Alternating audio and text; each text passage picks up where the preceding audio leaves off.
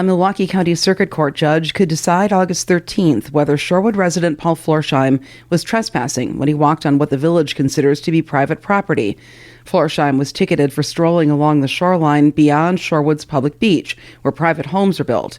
He fought the citation, arguing the public has the right to access shorelines and waterways. This feels like an interesting time to bring up a challenge that came up a half-century ago on Geneva Lake, 50 miles from Milwaukee. WUWM environmental reporter Susan Bentz has the story. Ginny Hall wrote the book about walking the Geneva Lake shoreline. Well, not exactly a book, a series of informative pamphlets. They describe the footpath and the magnificent mansions that share its shoreline. The path is about around 21 miles. You will find experts who give different mileage, but I'd say it's around 21 miles. I know that people do it all in one day, but then you don't have the time to, look at the scenery, enjoy the views, and enjoy the architecture of the buildings along the way. Hall was the Walworth County Extension home economist for years before becoming a Lake Geneva Public Library volunteer. That's when she picked up a pen and began chronicling local history, including the lake path. You can't walk across people's lawns to get it unless you're a part of that family or a good friend of the family. So it was divided into where you can legally get on the path and also can legally park your car. At each public access point, a sign reads, "You are invited to walk along the lakeshore path and enjoy the natural beauty of the Geneva Lake shoreline." But of course, long before that invitation was extended, indigenous people, from Oneota to the Potawatomi, walked the path, fished the lake's waters, farmed and raised their families in nearby villages. Hall says that history deepens the significance of the footpath. It's not just when the white man came to the area, it was open well before that time. Mansions began to spring up and multiply along Geneva Lake after the Civil War, when wealthy Chicago families gravitated there.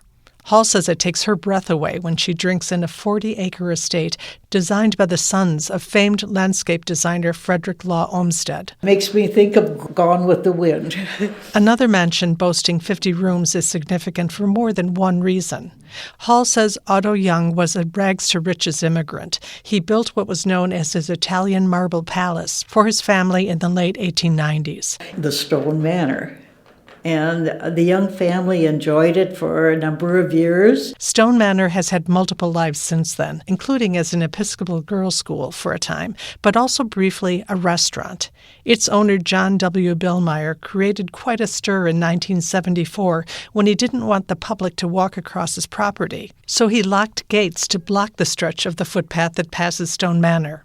Hall says a year later, a circuit court judge ruled that access to the footpath could not be restricted. Because that was a path that had been open for public use from the time of the Indians. And so it was determined that that was a public fairway and could not be blocked off.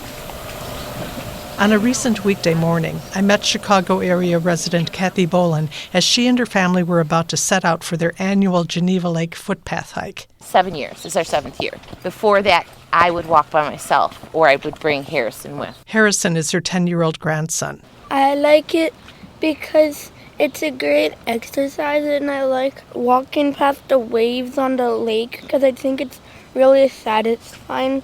But my least favorite part is all the exhaustion. It means much to me. His younger sister Harper chimes in. Because I get to be around nature, and I get to be with my family, and I get to walk through all these paths, and it's so fun. Kathy Bolin hadn't heard of Paul Florsheim. He's the Shorewood man who's challenging the trespassing ticket that he got for walking along Lake Michigan on what Shorewood considers private property. But Bolin had an opinion about whether people have the right to access the Great Lakes shoreline. It's unbelievable to me that because we can walk literally from Rogers Park to downtown Chicago along the lake when we're there. So we don't know any different growing up that way. I love that they do it here. And then they were off on their Lake Geneva trek, despite the gray, muggy weather. Susan Bentz, 89.7, WUWM, Milwaukee's NPR. WUWM will continue to report on Paul Florsheim's Lake Michigan case. His day in Milwaukee County Circuit Court is Thursday, August 13th.